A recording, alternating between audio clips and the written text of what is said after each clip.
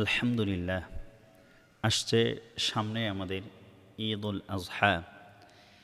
আল্লাহ রব্বুল আলামিন মুসলমান জাতির জন্য দুইটা ঈদ রেখেছেন। একটি হচ্ছে ঈদুল ফিতর, অপরটি হচ্ছে ঈদুল আজহা। অর্থাৎ অল্প কিছুদিন পরে আমাদের সম্মুখে চলে আসছেন খুশির দিন, মুসলমানদের খুশির দিন। যারা মুমিন মুসলমান তাদের উৎসবের দিন, আনন্দের দিন। কিন্তু একটা কথা সকলের জানা উচিত, এই আনন্দটা হতে হবে ইসলাম অনুযায়ী।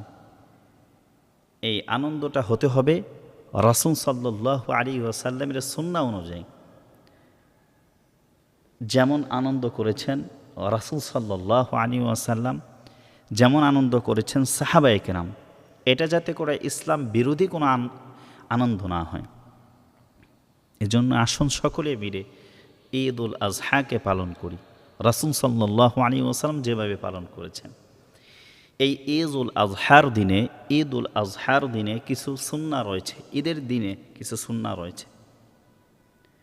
সেটি হলো উত্তম রূপে গোসল করা, অর্থাৎ ঈদের দিনে সকাল সকাল উঠে উত্তম রূপে ভালোভাবে গোসল আদায় করা।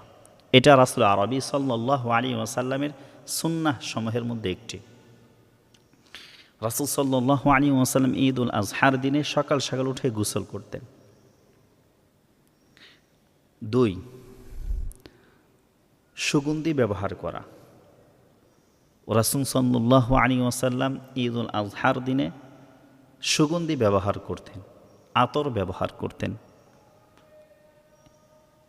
পবিত্রতা অর্জনের জন্য সুগন্ধি ব্যবহার করা।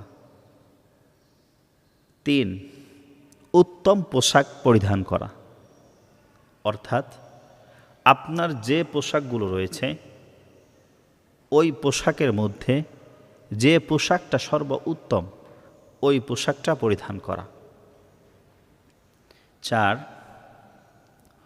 উচ্চ স্বরে তাকবীর পড়া, অর্থাৎ আল্লাহু আকবার, আল্লাহু আকবার, লা ইলাহা ইল্লাল্লাহু, আল্লাহু আকবার ওয়ালিল্লাহিল হামদ, এটা পড়া। 5, ঈদগাহে যে রাস্তা দিয়ে যাবেন চেষ্টা করা অন্য রাস্তা দিয়ে আসা। অর্থাৎ আপনি যদি একই রাস্তা দিয়ে যান, যদি বিকল্প অন্য কোনো রাস্তা থাকে তাহলে ওই রাস্তা দিয়ে ঈদগাহে থেকে আসার সময় চেষ্টা করা। 6, ঈদের নামাজ আদায় করা এবং খুতবা শোনা, অর্থাৎ নামাজের পর খুতবা শুনতে হবে। 7,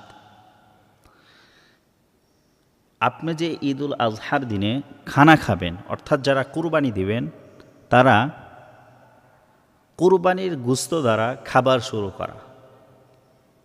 অর্থাৎ আপনার খাবারটা যাতে করে শুরু হয় কুরবানির গোশত দ্বারা। ঈদুল আজহার শেষে কুরবানি করা, এটাও রাসূল সাল্লাল্লাহু আলাইহি ওয়াসাল্লামের সুন্নাহ মোতাবেক। অর্থাৎ যখন ঈদের সালাত শেষ করবেন তার পরবর্তীতে কুরবানি করা। এমন আরও অনেক সুন্নাহ রয়েছে যেগুলো রাসূল সাল্লাল্লাহু আলাইহি ওয়াসাল্লাম ঈদুল আজহার দিনে আদায় করতেন।